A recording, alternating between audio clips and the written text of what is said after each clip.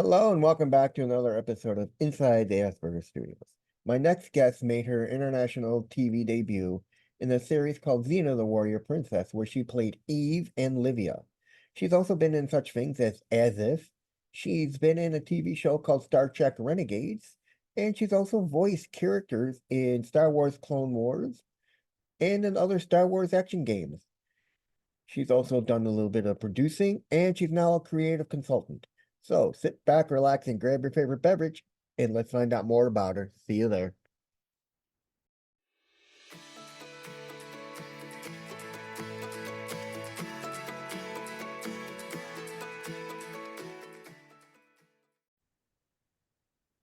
Hello, and welcome back to another episode of Inside the Asperger Studios Presents Stories.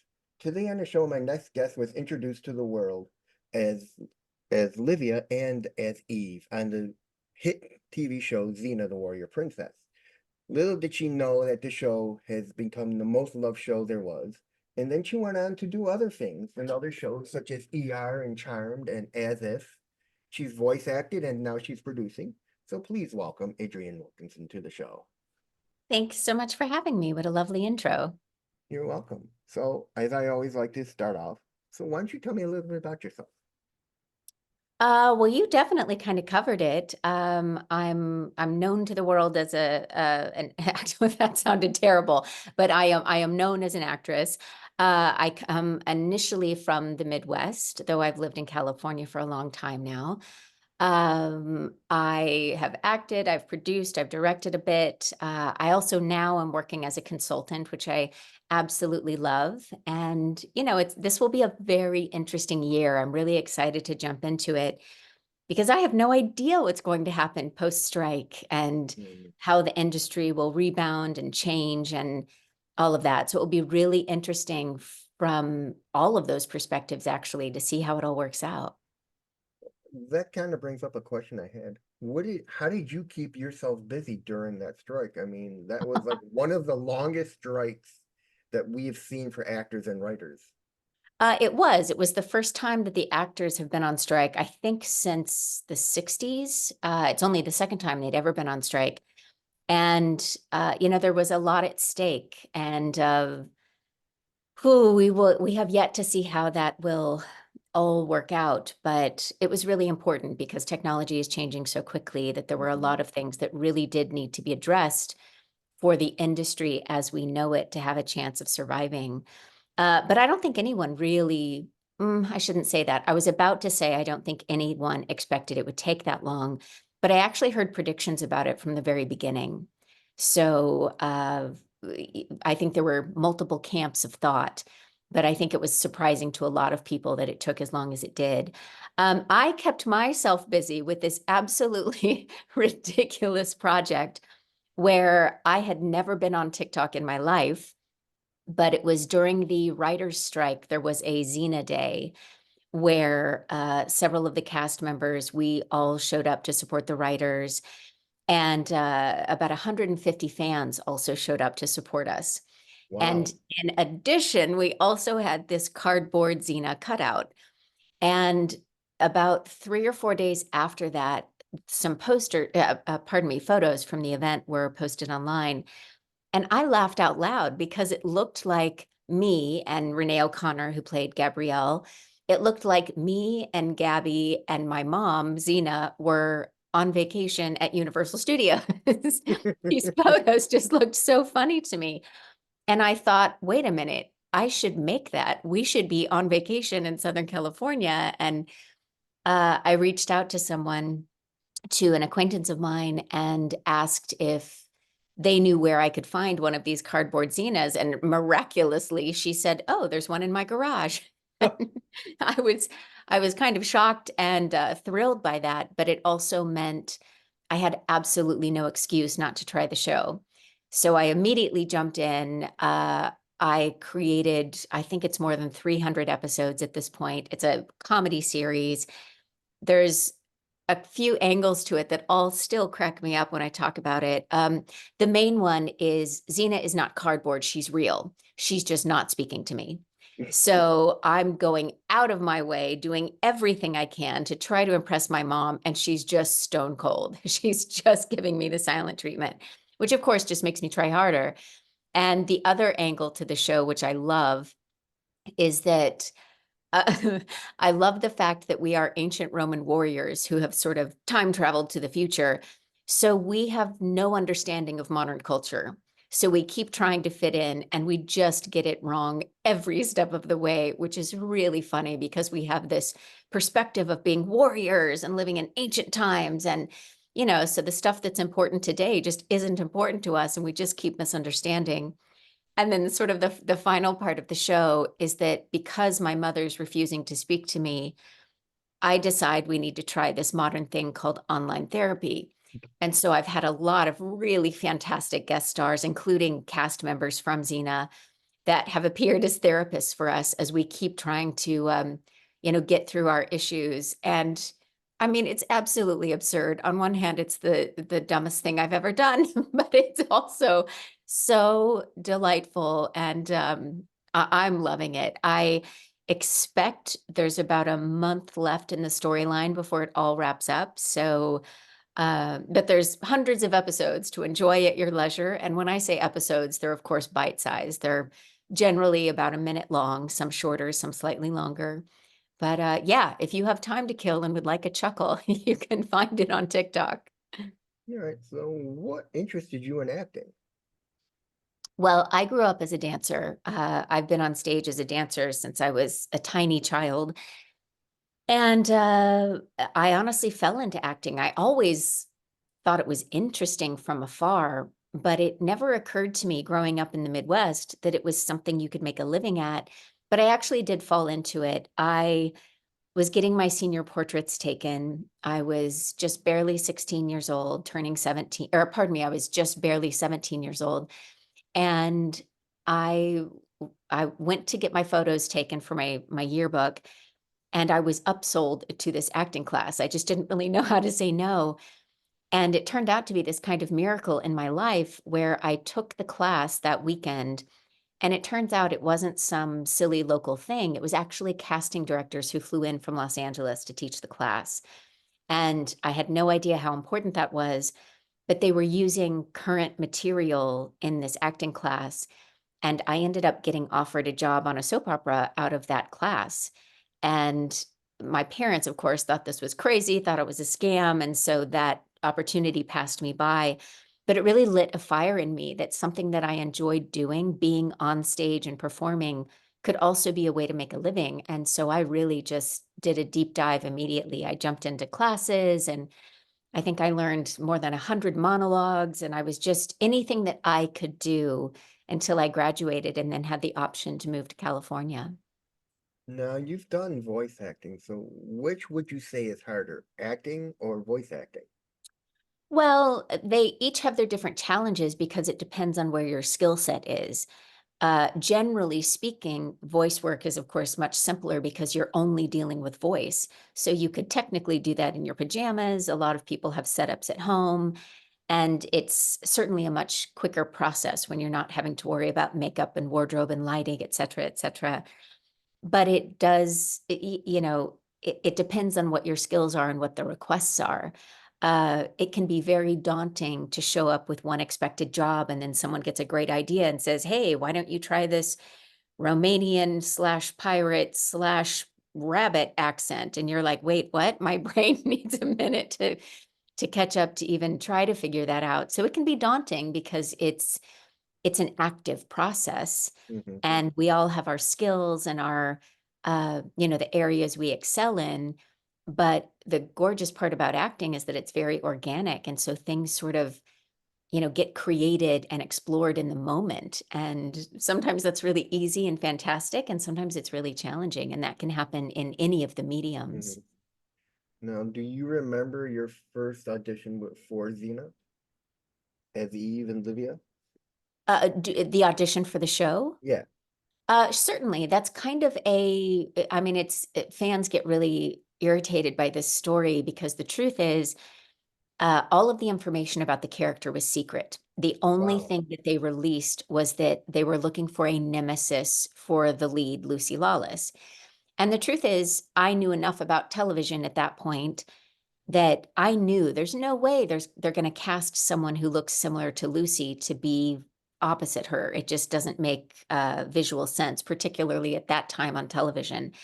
I was a very busy working actor at that point and auditioning like crazy. And the truth is, I was so busy that I had to pick and choose where I spent my time. And I actually turned down that audition, not once, but twice, not because I didn't want it, but because I was so busy and I had to pick and choose. And that audition seemed unrealistic to me.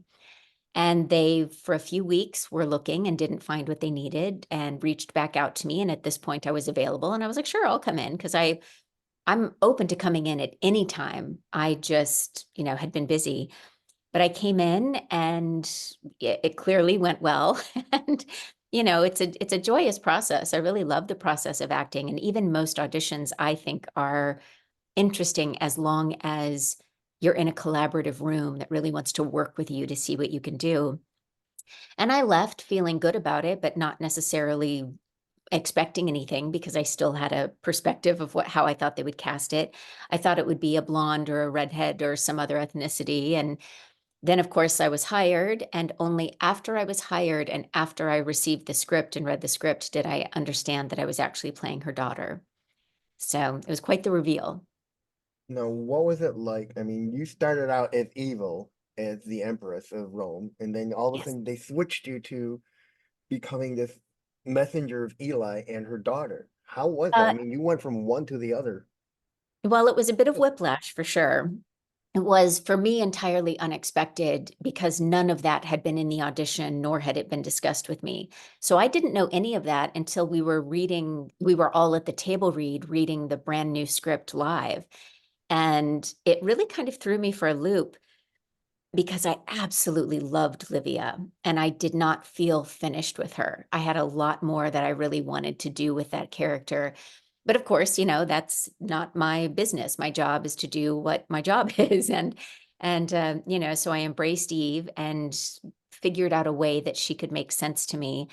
But I will say there was twice that I was able to have a bit of a flashback kind of a scenario where I got to play Livia again. And wow, did I revel in that.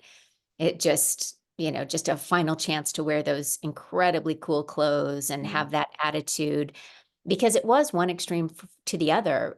Livia was the champion of Rome. She was this fearless warrior and Eve was very meek and absolutely believed in nonviolence Hmm. and was having to explore a lot of family dynamics that were difficult for her and she had a moral compass where Livia didn't, and playing evil is always more fun. So I loved the Eve storyline, but Livia was by far the more fun to play. I remember the one episode where you and your mom and Gabrielle are going to meet the Amazons, and you meet up with the second head of the Amazon tribe, and you're talking about scars and everything. You go, "Yeah, I'm going to show you this move," and she's like, "What? I know that move." And she turns around and goes, "You're the bitch of Rome, Livia." And then that's when all hell breaks loose. And now you got to prove that you're no longer this person.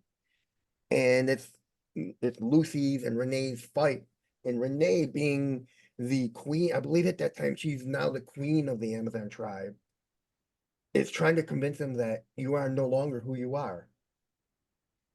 I have to tell you that your memory is far better than mine. I haven't watched these episodes in more than 20 years.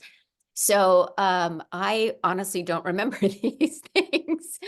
I do remember that Gabrielle was the Amazon queen. I remember the scar scene between Livia and I, probably because that's something that people bring up Mhm. constantly. That had been at the time, that scene was kind of a riff on that famous scene from Lethal Weapon, Mm. where Yeah. with Rene Russo, where she was Yeah. comparing scars with Mel Gibson.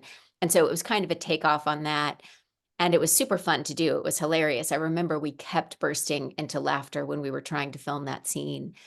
But, my memories of the show are not plot related. I remember the general stuff, but my memories of the show are of the making of it. And, I remember when the costumes were falling apart, or when I tripped, or when, someone couldn't remember a line, or we got the giggles, or, those are the things that I remember, where all of the plot details, much to the chagrin of many a Z-Night, I simply don't remember at this point.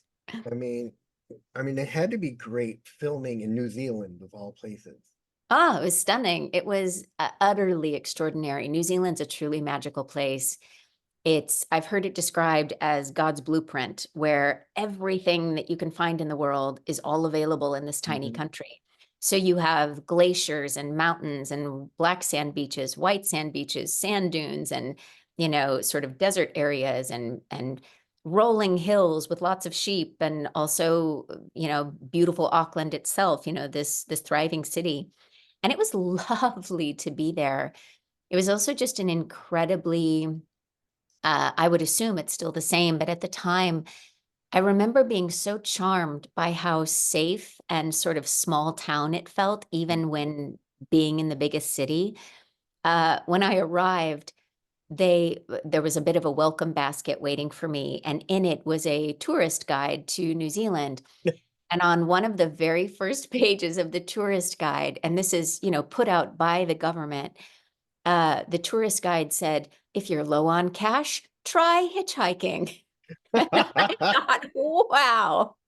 So, it's a very charming culture. And to this day, I'm still friends with not just cast members, but lots of the crew and other people that I met there. And, they're just really lovely people. Now, are you still recognized when you're out and about? Do people recognize you as being Eve on Xena, or do they recognize you from some of your other roles you've done? I certainly get recognized occasionally, but it's not a big thing for me. And even when I was on the series, I wasn't recognized all that often. And I used to make jokes that it's because, this is kind of an inappropriate joke, but, all the women wore these huge push-up bras on the show. And, in real life, I look very different than either of those characters. And, same thing with the attitude. And, Livia was so bombastic and so attention getting. But, I certainly don't walk around the world with that kind of attitude, you know. I mean, So so yeah, on occasion, but not all that consistently. Livia was also loved by, Xena's number one fan, which was Ares, and he Ah, took there a you go. liking to her. He did, the Aries, Aries is kind of a Gordian knot of information that even to this day I keep finding more about. There's so many ways that so many perspectives that you can look at the Aries situation. Was he truly interested in Livia? Was he purely interested in the violence of her being such a warrior? uh, what was the manipulation between Ares and Xena using Livia? And then, of course, I had missed this entirely in the day because it was, I guess, a very small chunk of information that was sort of brought up in the show, but not dealt with. But when I heard this, I have made it a point of my TikTok show that there's a possibility that Ares is actually my grandpa. And so it really adds a very, Greek layer to, to that relationship. So, but I will say, it was an absolute dream to work with Kevin. He was just yeah, incredibly talented, but so much more important to me this is just across the board, so much more important to me. He was just a fantastic human. He was so lovely to talk to and to hear about. And as a Kiwi himself, he was great about telling me, all about the culture and what to see and what to avoid. And, he was just, Lucy was Very very dynamic. newly. Well, Lucy was, of course, dynamic, but what I was actually about to get at was that when I joined the show, Lucy had just had her baby. Oh, And so she was still breastfeeding. They had her on set as rarely as possible because they were, she was still recovering from giving birth.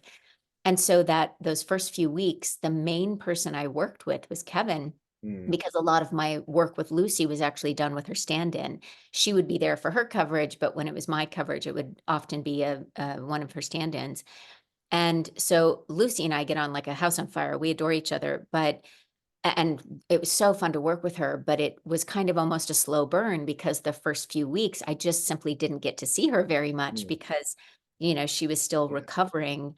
And Kevin was really my guide on set. He's the one who, because, the sets were huge, we're talking, these enormous, first of all, we filmed all over the North Island, but even just the actual studio space was huge because, there were gladiatorial arenas and there were villages and, all sorts of things. And so he was helpful even with just logistics of like, wait, where the heck am I going? Just point me in the right direction. So, he was, kind of an ambassador for the show for me, which was really lovely to have him there as a support system, because the first few weeks in particular that I was on the show, my character was very dominant in the storyline. So I was just, the hours I was working were really intense. But of course, any hours I wasn't working were filled with costume fittings and fight rehearsals and horseback riding lessons and, all kinds of stuff like that. So yeah, it was pretty busy. So I'm guessing there were a lot of the cast was from New Zealand. I would actually say the majority of the cast was American, Mm, some Europeans in there. Definitely the most of the extras and the smaller guest spots were definitely locals. I love the fact that you can look at any Xena episode and it's just hugely populated by Maori people. I just think that's really interesting. mm. But most of the bigger roles were going to established actors, of course, outside of Lucy being the lead of the series and Kevin himself. So. Now, did you know that Xena's show literally overtook Hercules in the most watched show because of the diversity in it? Um, I I don't know that I was really aware of those details at the time. I was just busy working and Mm, focusing on learning my lines and that sort of thing. I certainly eventually knew the vast popularity of Xena. I think there's so many things that can be that contributed to its success. Uh, you know, there were so many storylines that they oh got yeah. to explore that I think added to that. Plus, of course, you just have this extraordinary relationship between the two leads. Hmm. And there was just, I think that maybe without knowing it, television and culture in general were just really Hmm. calling out for a powerful female character like Yeah. that. So it was very easily embraced by a lot of cultures. And it was also incredibly easy to translate into multiple Hmm. languages, which is why it ended up, one of the reasons why it ended up as the biggest show in the world for a couple of years, because it was, uh, you know, good versus evil and Yeah. redemption. And, these are very universal storylines. I mean, it's almost like the scene. Do you remember the episode where she takes her chakram and she like neutralizes it and it becomes like a duel? I mean, I remember having a fight scene where I caught the chakram in two pieces, Yeah. but I mean, if you're asking me about particular episodes, you have Mm. already left me in the dust All because right. I don't, and I also, the amount of the show that I have seen is actually Mm. very small. I But had you not know, watched the series at all once I was hired. right. So, But you are I was right. kind of new. It is. Lucy was not just good versus evil. It was family. It was Yeah, diversity between her and her nemesis. It was you saw a lot about her mother, right. and then I mean, my favorite episode with you has to be when you get to meet her as the Oh, ghost after you guys defeat Mephistophelies, and then you realize you have this power of vanquishing evil from the area, and then you get to meet her, and she's just so enthralled to finally get to meet her daughter Eve. I love that. I appreciate hearing that perspective. It's really lovely. Now, did you like the way the direction they had you going in both Livia and Eve? Um, I mean, my job was not really to have an opinion about that, you know. At the time, my job was just to deliver the storyline that they created. And certainly I'm a super collaborative person. I definitely have opinions and I love to problem solve in the moment. And, you know, it's my favorite part about acting is that it's a team sport. You know, you Mhm. can't do it alone. It takes all of these people giving their best to get a really great product out of it. Um, I I don't really know that I can say more than I said already about how I had not expected the change. And it was definitely difficult for me because everything I had prepared and been expecting was all about this warrior version. And so the shift felt very unsatisfying to me at the time because it was so extreme. That's the part that was hard for me to sort of, you know, the fact that the best warrior in the land would suddenly be scared to pick up a weapon and because you know it represented everything she didn't want to be any longer. And the way that I sort of metabolized that in my system was to sort of think of it like addiction, that she felt that if she, you know, if she took one drink or one pill, it would be all of the drinks, all of the pills. Mhm. And in her case, it was weapons and violence. And, you know, that she had to completely stay away from any of those instincts or they would overtake her again. And so I found a logic in that made sense to me. It doesn't necessarily mean it was satisfying because, you know, she kept ending up in trouble and needing to be rescued, which really I found quite frustrating because she had been this incredibly savvy, smart, calculating woman. And now her mom had to rescue her every other episode. And I appreciated the storyline for that, but I found it a bit frustrating. And so I had to find reasons to make it make sense to me, which I do think makes sense. And you know, we have to remember that the story wasn't about me. The story was about Xena. So, you know, even if something didn't make full sense to me, it made sense in the broader story of Xena, which was the purpose. And so that I was fully on board with. I mean, one of the things I loved about your character is near the end, you've become, I believe it was the Archangel Michael made you the vessel to make Xena, your mother, the killer of gods. She had the power then to kill gods. And then there was that one scene I remember where the Furies drove Gabrielle nuts and she kills you. And then she takes Ares has Ares take her up to Mount Olympus where she's begging for your life.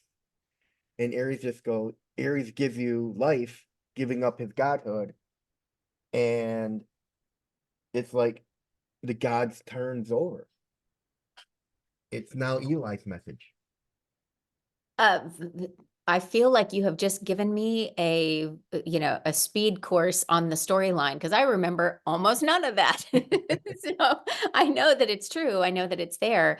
But, you know, again, what I remember is the filming of it. Like, you know, Gabrielle stabs me in the back with one of her sais because because yeah, she was, because the Furies had overtaken her or bewitched her, or however the Furies thing worked.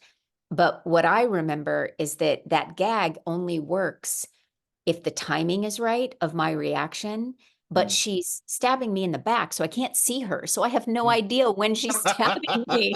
So what I remember is how tricky it was to film that scene to make it actually work without being able to, you know, to have any peripheral vision or anything about it. So I remember we had to film that particular moment several times until we could get it to work.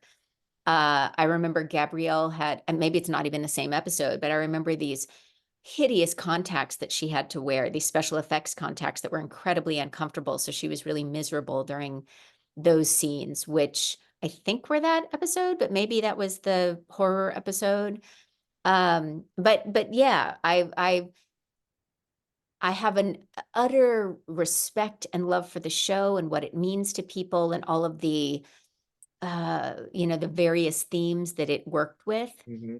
But I mean, maybe I should have myself a binge watch of it because I truly, it's just, if it's one long, sort of complicated and perhaps slightly nonsensical memory in my mind at this point. Now, you've done Star Wars and Star Trek. Would you Yes. consider yourself a Trekkie or a Star Wars fan? Neither, not because I don't appreciate both, but because I don't think it's fair for me to wear either of those labels. I consider a Trekkie or a Trekker to be someone who's incredibly knowledgeable. And I feel the exact same way about Star Wars fans, that it's their fan base, similar to Xenites, their fandom is about knowledge. And Mhm. truthfully, I don't have any of that knowledge either. I have, pardon me, I have not watched a lot of either, to be totally blunt. And it's a little bit disappointing for the fans, but I actually think it helps me as an actor Okay. because I don't get invested in what I hope, but I'm more easily able to do exactly what is needed of me because I don't have the baggage of having a lot of opinions about it. And equally, it would be a benefit if I did, it would be a different type of benefit. But what I love are the characters. I have played what I consider to be some of the coolest characters on earth. And I say that totally separate of me, without ego, just with absolute shock that I got the chance to play them. I played Captain Lexus Singh on Star Mhm. Trek Renegades, which we had expected would actually become the new CBS series. And in the end, that's not what happened. Yeah. But our series is what reignited interest in having a series. But I loved it. I was the captain. It was a Black Ops team, so it was much darker than any previous Star Trek, which is also why we think, people understood the love of that angle in a way that hadn't been allowed on Trek before. But I love it. I played the daughter of Khan. I was a genetic creature that had been Mhm. created out of his DNA.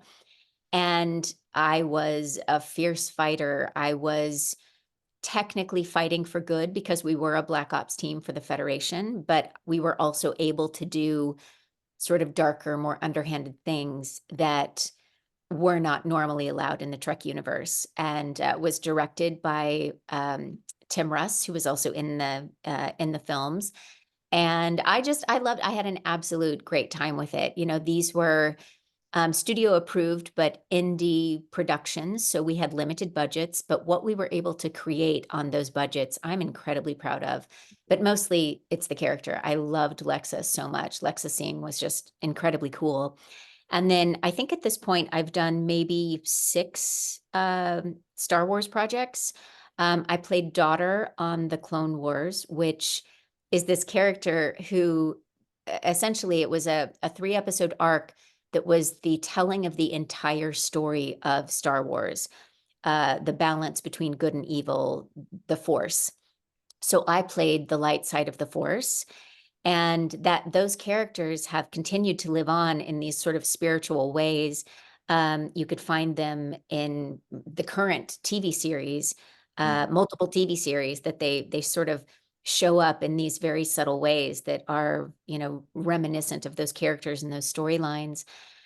I also played Maris Brood in The Force Unleashed, which again was this incredibly cool character.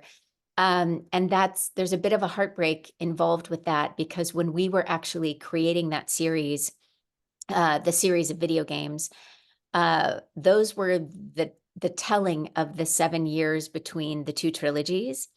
And then after we created that entire project is when they decided to be making more films. And so we Mhm. went from being canon to suddenly no longer canon. Oh. And that was a bit of a heartbreak, and also a bit of a heartbreak because all the rumors stated that had that series continued, the next game was actually supposed to be focused on my character and her background because she had been quite popular with the fandom and also was just a cool character. Everything that they wrote about her was really interesting. She was a Jedi, but when all the Jedis were murdered, she was left abandoned by herself on this planet and she went crazy. And when she went crazy is when she went to the dark side. And that's really fascinating. It's just, there's a lot to play. It's an incredibly nuanced storyline that I still think they should bring back in some way because there's so much to explore. And it was really juicy to get to explore that, and amazing to get to work on cutting edge technology and it was really lovely because it was not just voice work, but it was all motion capture. And, that's a different kind of challenge. And, just lovely people that are, one of the best things about working with artists is that when you are working with artists who also actually have a budget to work with, Hmm. it's this really magic synergy where they not only have cool ideas, but they have the finances to be able to bring them to life. And so that was really lovely to be working with all of these incredible artists that were also supported by the budgets for the project. So that was really lovely. Right. Now, how did you get into creative consulting? Yeah, into creative what? I'm sorry. Consulting. Oh, that's just something I've always done. It's something that my brain is good at. I'm good at seeing what the disconnect is. I'm good at finding plot holes. I'm good at finding places where the logic doesn't match. So it's something I have done for my friends and colleagues since I joined the business. So I've been doing this officially probably since I was 20. But it was almost always for free. But I would have friends who have cuts of their movies that they need a fresh pair of eyes on, and I'm the one that delivers the notes that actually make the difference, that, and same thing with authors or screenplay writers, where I'm just able to look at something and find the disconnect and give them suggestions of ways that are realistic ways to fix them. I can sort of take the place of, like audience screenings, because an audience, you get their reactions, which is great. But a lot of times the solutions that they offer are just untenable, they're unrealistic. And so I understand the filmmaking and the process of problem solving. And then that just sort of has gone on to become artistic in general. I love having creative conversations. And when I say creative, that doesn't necessarily mean it has to be artistic. It's that every human being is a creator. We are all creating our lives. And so I find that I'm a really safe place full of momentum for people that are trying to find clarity of what they want now. So whether that's with a current project or whether that's literally with this next chapter of their life. So in the pandemic, I made it official and started my own company, which is Plan A Media Group, which is at planamediagroup.com. And, it definitely has a focus on artists of all kinds, creatives, I should say, of all kinds, because that's the industry I'm in. But the more that I continue with it, the broader my reach is. I work with executives, I work with, I mean, anybody, honestly. If you are just looking for a place to have conversations that really end up with momentum and answers for you, I find that I'm a really solid accountability partner and brainstorming partner. And I think a lot of that goes back to acting skills, because with acting, you have to find solutions in the moment, and you have to find clarity, and you have to find truth.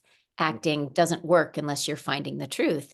And I Mhm. think a lot of people are craving these things in their lives, but if they don't dedicate time to actually look at and answer current questions and really finesse and look at their deepest needs now, that they just continue to live the same life, even though they're craving something different. So I end up being a great space for people to reach out to, even if they don't even know exactly what it is they're wanting. Within my sessions are 2 hours long. And within that, we find what it is. Oftentimes I will send questions and prompts ahead of time. And wow, it's really incredibly revealing. And oh, these sessions are so satisfying because they're enjoyable, because I refuse to do anything in my life that is not a good time. So my goal is that every session is fun and thrilling and exciting and interesting. And we have these incredible conversations where people walk away with clarity, whether it's about the specific project that they're in, trying to solve a plot point in their novel, or an issue that's not working with their movie. Why won't their movie sell? Or even things like they are ready to pitch their project, or an executive ready to pitch their presentation. And I give them tips on how to do that, so you're actually connecting with people in the room and really getting your ideas across. So it's fun. I love it. And part of what I love is that I never quite know who to expect and what the issue is. And so that can be really exciting to just show up kind of blind. And Mhm. by the end of it, we've really come up with some yummy things. So I love that part. Now, you've produced a lot.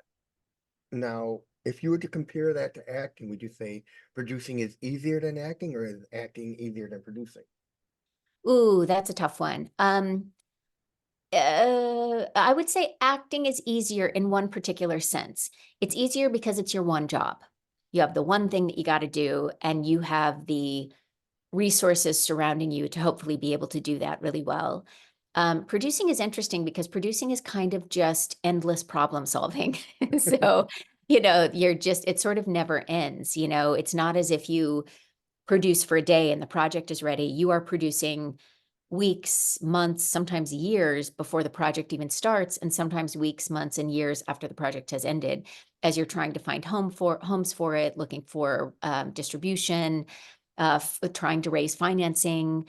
There's so many pieces and parts, and that's why it's not unrealistic that it could take a project 10 years to get to the screen. That's kind of the average of when the idea starts, when you have a script you're happy with, when you have the resources you're happy with, when you have the cast attached and the timing secured to be able to make it. And then once you've made it, that's still only half the process. You then have all the post-production. And then when it's finally locked, you then have to try to sell it. And then once you sell it, you then have to have all the marketing and, find a way to reach your audience. So it's a really ginormous task. So, when you're acting, you have a beginning, middle, and end of when you're acting. Mhm. But producing just is a significantly bigger outlay of time and energy. So, which is not to say that acting is not incredibly exhausting, because, acting, uh, there's a pressure because you have to meet your days. You only have your locations for this time. You are losing light. And if you don't get this scene before the sun sets, the project doesn't work. So there's different kinds of pressures, but the pressures have an end date, that's very specific. So I think there's a freedom in that that's really great. Now, you said you remember the making of it. Of Xena? Do you remember any of the bloopers that really stand out in your head? Oh, sure. I have a pretty epic one that for a while I was too embarrassed to tell, but it was my very first working day. It was the first day on set. I had this incredibly complicated, amazing, but incredibly complicated costume that literally took 45 minutes to get on me, because it was lots of armor and trying to fit it and all this stuff. So anyway, it was the opening fight scene of Livia was the first scene that I shot. And I'm a dancer, so I'm quite flexible. And they had incorporated that into the fight choreography. So one of the immediate moves is that I feel an enemy coming towards me, and I turn around and I kick him in the chin. And so it's a very high kick. So it's the very first day. It's late in the day. They're running late. We have to get this shot. The sun is setting. We have to get it. And so, lights, camera, action. I turn around, I kick this guy in the chin, and then I immediately freeze. And the director is freaking out because what am I doing? What is this? It's his first day working with me. I'm sure in that moment I looked like a total flake to him. But what he did not know is that when I kicked that guy in the chin, my pants had split in two. Oy. So I literally could not move without giving all kinds of a show that I did not want to want to be sharing. So I just sort of froze, and I was like, I need to see wardrobe. I need to see wardrobe. And wardrobe rushes over, and I tell them what has happened, and they drug me into one of those little huts that was, sort of one of the village scenes. And because the costume was so complicated, they didn't have time to take my costume off, and they did not yet have other pants or anything.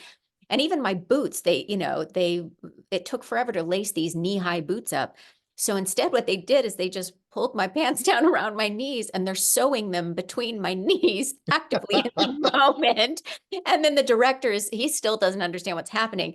So he kind of, is really mad and, stomping over to see why I'm freaking out and why I'm in the middle of this, in this little hut. And then he sticks his head in it. There's two women sewing, between my knees as my pants are around my ankles. And he was like, "Oh, sorry, I get it." And, so we quickly fixed that issue and finished the scene. And the next day I had pants made out of stretchy material. So, All right, now we get into the part of the show where we learn about you as a person with ooh, open exciting. questions. So we'll start off with, where did you grow up? I grew up mostly in Missouri. I also lived in Arizona for about 7 years and Arkansas for 2 years. All right. What motivates you, inspires you, and drives you? I believe as human beings, we are here to thrive, and I want to enjoy my life as much as possible, and I want everyone else to as well. All right. What's the best compliment you've ever gotten? That I make people feel safe and seen, that I'm very good at witnessing people. All right. What's your biggest failure and what did you learn from that experience? Oh, failure is a hard one. I'm changing my relationship with that because I would like to believe that everything happens for a reason and that our failures are specifically road, they're like moments to allow us to learn the lesson we needed to Hmm. learn. So I think if anything, my failures are not learning more quickly, needing to learn the same lesson more than once. All right. Tell me about three influential people in your life and how they impacted you. Ooh, that's fantastic. I love writers. I absolutely love writers. So I could list 100, but let's say Maya Angelou. I absolutely love her work. Um, then I would say I'm cheating, but I'm going to say the women in my family. Uh, my maternal, my mother, my grandmother on my mom's side, and my grandmother on my dad's side were both, pardon me, all three very influential, as well as aunts and etc. I had lovely people in my life. So I'm kind of Mhm. cheating by All right. including more than three, but we'll just sort of leave it there. All right. What makes you feel inspired or like your best self? Fantastic music, nature. I'm a huge nature lover. And movement.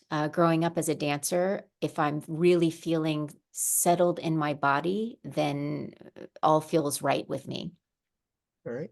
Finish the sentence. I'm at my best when. I've had a fantastic night of sleep and I'm excited about the events of the day. All right. If you can turn back time and talk to your 18-year-old self, what would you tell her about where you are now in life? Wow, this is a tough one because the older I get, the more I think that we show up knowing everything we needed to learn, and then somehow we forget it all and then spend the rest of our lives trying to remember it again. All right. So I had some really magnetic magic at 18 before I had experienced a lot of rejection that I wish I still had. So I would tell her to hold on to that. Okay. If you can have a billboard with anything on it, what would it be and why? I would tear that billboard down and burn it. I hate billboards. I want to look at nature, not signage. Okay. What do you think the world will look like in 5 years from now? Oh, I don't know, but I hope it's a glorious, beautiful surprise. There's so much scariness in the world, especially if you're looking at the news. But I also love that as humans, we are constantly solving problems and finding solutions. And so I am excited to see what solutions we find over the next 5 years. All right. What was your favorite subject in school? I was a big social studies person. I think I'm really fascinated with people and also history, love history. All right. Would you consider yourself an introvert, an extrovert, or an ambivert? I got to say, it depends on the day. I'm a bit of a homebody. I love to be at home, but I certainly love people and love to be out. I just have to have a time limit on it, All right. If you could be remembered for one thing, what would it be and why? that I make people feel great. All right. Now tell me about where you are now in life. Oh, in some ways, I feel like I'm just at the beginning. I'm really excited about what this next chapter is. I refuse to let there be any fear, but I also feel like I have absolutely no idea what it could be. So I'm choosing to be very, very excited about that and see. I expect a lot of delicious change in my life in the next decade. All right. Now we get to the part of the show where everyone loves to hear the famous questions, but I want to remind people to please share this episode, like it, and comment down below. All right. What is your favorite word? Yes, What is your least favorite word? no, What turns you on creatively, spiritually, and emotionally? compassion, What turns you off? selfishness, What is your favorite curse word? fuck, What sound or noise do you love? birdsong, What sound or noise do you hate? traffic, and helicopters. What is your favorite color? Blue. What is your least favorite color? That like putrid mustard yellow. Like it's not even mustard, it's something other than that, but it's like a really it's aggressively, I hate it. All right. What profession other than your own would you like to attempt?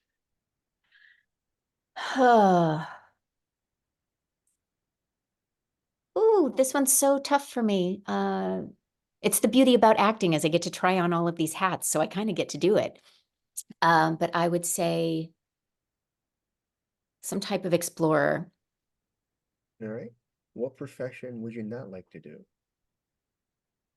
Anything involving the sewer. If heaven exists, what would you like to hear God say when you arrive at the pearly gates? Welcome. Would you like to stay a while or go back?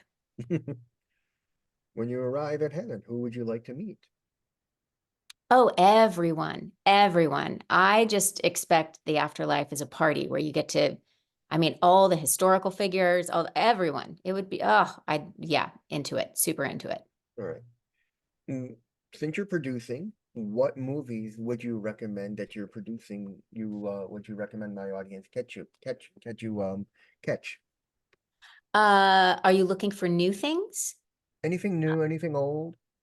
Oh, well, I'll just recommend a couple of my favorites. For those who are into or just open to the idea of older films, I absolutely love The Philadelphia Story. It's one of my favorites. It's a Katharine Hepburn film, and I just find it so charming. It's just the staccato of the dialogue is really just fantastic.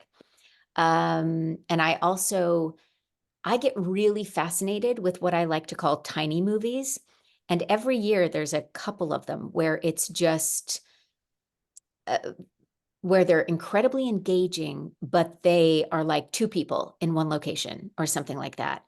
Uh, there is, oh gosh, you're going to have to supply this information at the end, but there is a movie called The Disappearance of Alice something, but I cannot remember her last name.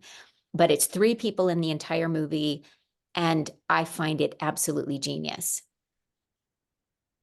Kind of like the King's Speech. It's only two people throughout the entirety of the play we saw.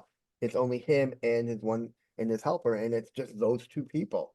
Yeah, yeah, exactly. And finally, where can people find out more about you and what projects you have coming up?